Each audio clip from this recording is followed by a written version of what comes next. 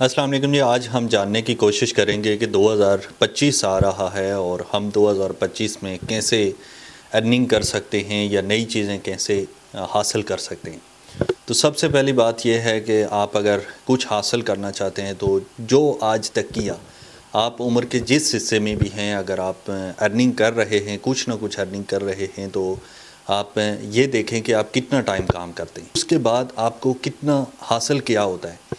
मतलब कि अगर आप 8 घंटे काम करते हैं तो आपकी सैलरी क्या है, आपको आप कितना कमा रहे हैं और आपके खाने वाले कितने हैं, आपकी फैमिली कितनी है, वो जो आप कमा रहे हैं तो वो क्या आप सारा फैमिली को दे रहे हैं या ख़ुद पे भी खर्च कर रहे हैं।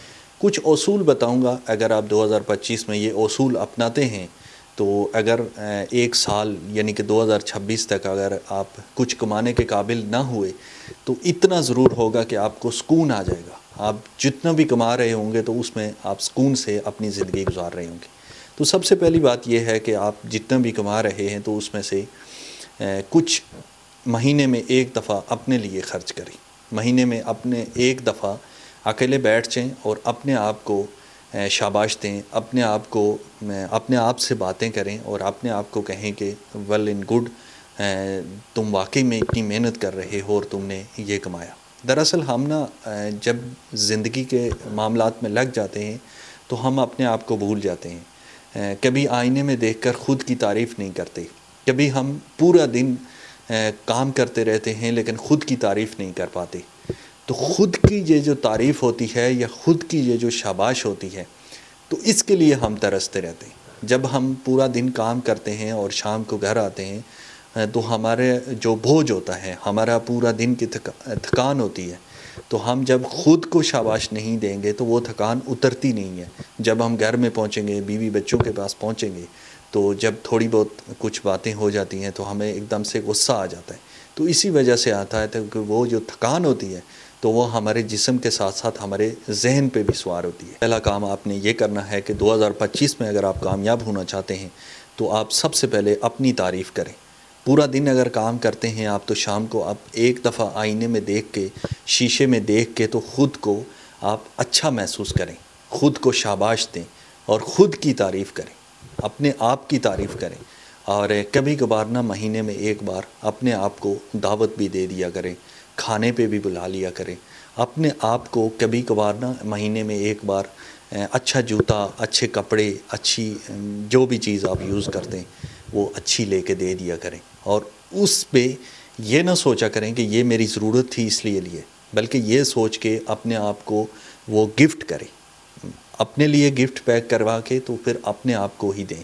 ये एक ऐसी चीज़ है, ऐसी स्किल है कि अगर ये आपने सीख ली तो आप कमा तो शायद इतना ना सको, लेकिन जो कमा रहे हो उसमें इतना ज़्यादा सुकून आ जाएगा कि आपकी आने वाली ज़िंदगी आराम से गुजर जाएगी। दूसरे नंबर पे जो भी आप देखते हो, लोगों को देखते हो या जो लोग कामयाब हो चुके हैं या जो लोग काफ़ी आगे जा चुके हैं, तो उनके साथ आप अपने आप को कंपटीशन उनके साथ ना करो, बल्कि अपने आप को उन लोगों के मुकाबले में देखो जो आपके पीछे हैं, यानी कि जो आपसे कम कमा रहे हैं, जो कुछ भी नहीं कमा रहे या जो दिहाड़ीदार हैं, मज़दूर हैं या जो कुछ भी नहीं कर सकते, जो माज़ूर हैं, जो किसी वजह से कोई काम नहीं कर सकते, कोई भी अर्निंग नहीं हो रही। इसके बाद जो काम भी आप कर रहे हैं, अगर आप यूट्यूब पे कामयाब होना चाहते हैं, मतलब कोई ऐसी ऑनलाइन प्लेटफॉर्म पे कामयाब होना चाहते हैं, तो ये कभी ना सोचें कि मैं आज या 2 दिन या 5 दिन या एक प्लेटफॉर्म पे आप चले जाएं, यूट्यूब, फेसबुक, टिकटॉक,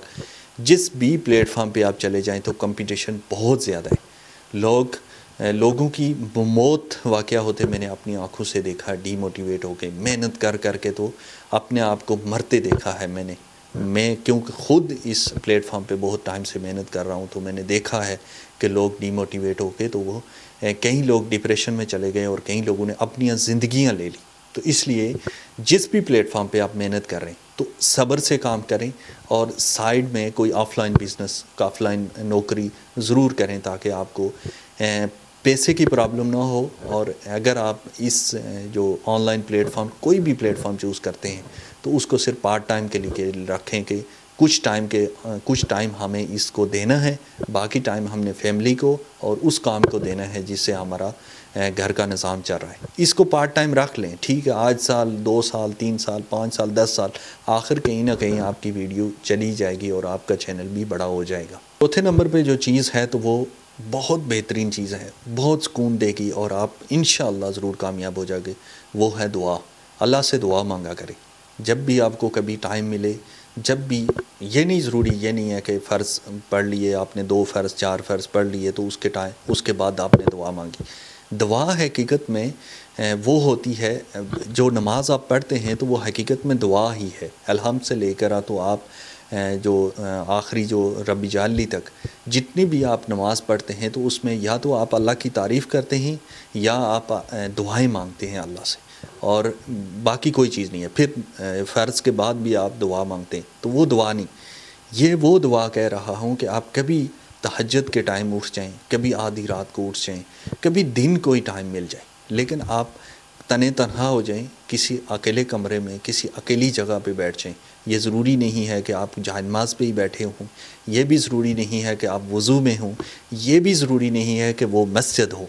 आप जहाँ पर भी बैठे हैं, आप ख़ुद को तन्हा अगर महसूस कर रहे हैं कि आप इस टाइम तन्हा हैं, तो एक दफ़ा अल्लाह से दुआ मांग लें। हाथ उठाने की ज़रूरत नहीं है, अल्लाह दिलों के हाथ जानता है।